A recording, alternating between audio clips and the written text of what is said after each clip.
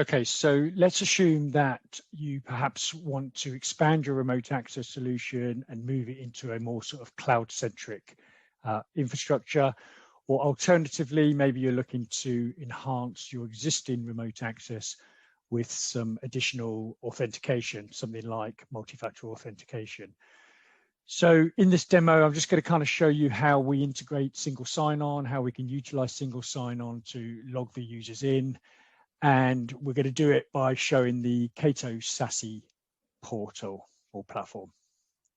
So firstly, in order to do that, we would need to have synchronization between our on-prem Active Directory and the Cato Cloud. So in this instance, I've got Accelerate-Tech, which is integrated, and I've also got it synchronizing the users through to the Cato Cloud. So here you can see I've got an LDAP user that's been synchronized from Active Directory. So firstly, just to show you how simple it is to turn on and integrate single sign-on. The first thing I'm going to do is go to my VPN settings, single sign-on, and enable single sign-on. We've got the option of Microsoft Azure, Okta, or Google. So in this case, I'm going to select Microsoft Azure and save that.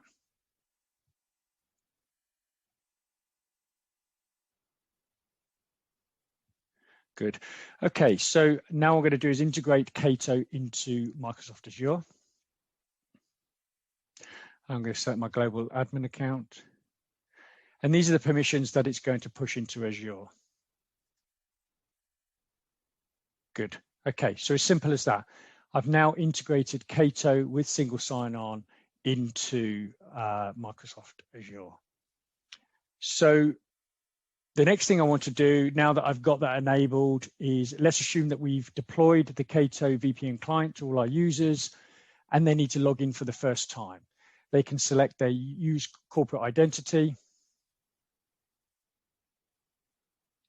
and it will present them with the option here to log in with their corporate identity. So I'm going to select Microsoft. I'm going to use my standard domain account.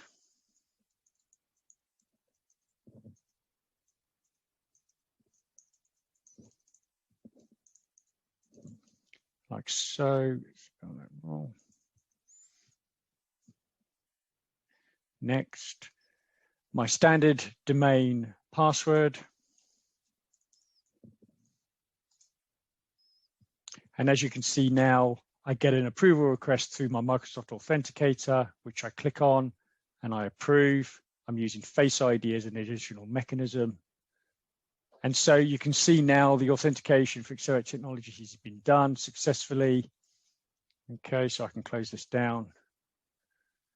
And if you now look at my client, I've got Cato Networks. I've got my username that's been added into the Cato client. Now, because it's single sign-on and because I've already authenticated the device, if I click Connect,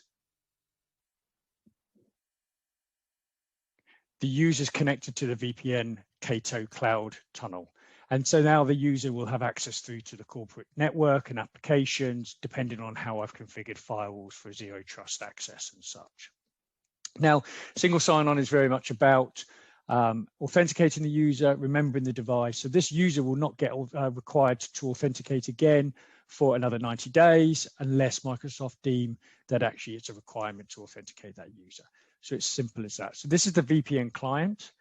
The other alternative way of doing this, perhaps you're looking to reduce your exposure, perhaps you're looking to use a portal, for example, to provide web access to your clients. We've also got within the Cato client, we've also got an applications portal. As you can see here, in terms of reducing my exposure, I can hide myself behind a name or behind the Cato portal. So in this case, it's AT via catonetworks.com. So the business is completely anonymized. So I'm going to use the Azure V2 in this case. Again, I'm going to select my Cato Networks user. I'm expecting this not to actually ask for an authentication because I've used single sign-on. But in the case that I hadn't asked for that or hadn't logged in, it would have asked me for my password. It would have also asked me for my Microsoft Authenticator.